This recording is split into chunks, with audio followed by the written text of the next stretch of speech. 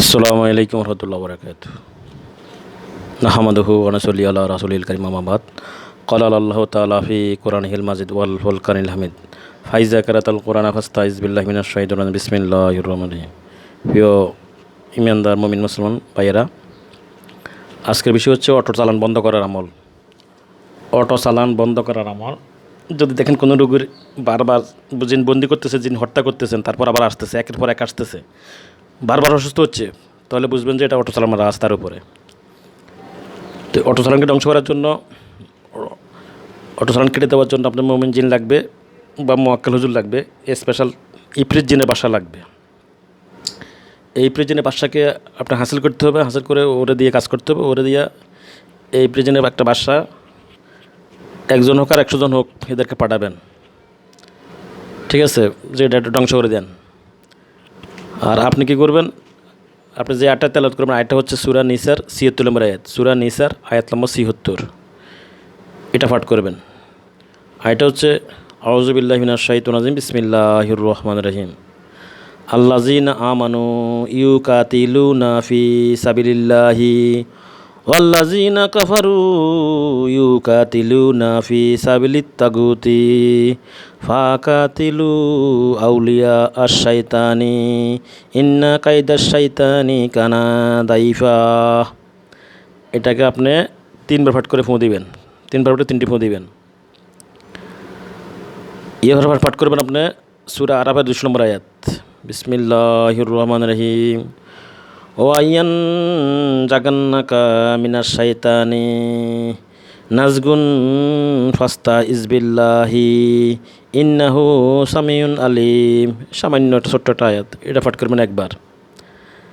ইয়ার পরে পাঠ করবেন সূরা মুমিনুনের ৯৭-৯৮ নং আয়াত, আউযু বিল্লাহি মিনাশ শাইতানির রাজিম বিসমিল্লাহির রহমানির রহিম।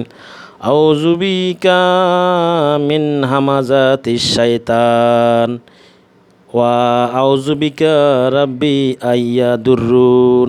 এটা পাঠ করবেন 3বার। ইনশাল্লাহ সমস্ত চালান বন্ধ হয়ে যাবে। যদি চালান যেটা আছে এটা ধ্বংস হবে, সব বন্ধ হয়ে যাবে, সব নষ্ট হয়ে যাবে। এবং এটা দিয়ে আপনারা আল্লাহর কাছে বলবেন, আল্লাহ তোমার এই কালামের সাহায্যে আমি সমস্ত চালান ধ্বংস করে দিলাম, তুমি কবুল করো। এটা বলে ফোন দিবেন, ফোনের সাথে সাথে সব ধ্বংস হয়ে যাবে, চালান টালান কেটে। এরপরে যিনি ক্ষতি করতেছে তার শক্তি কতটুকু, যেটা আগে জানতে হবে আপনার।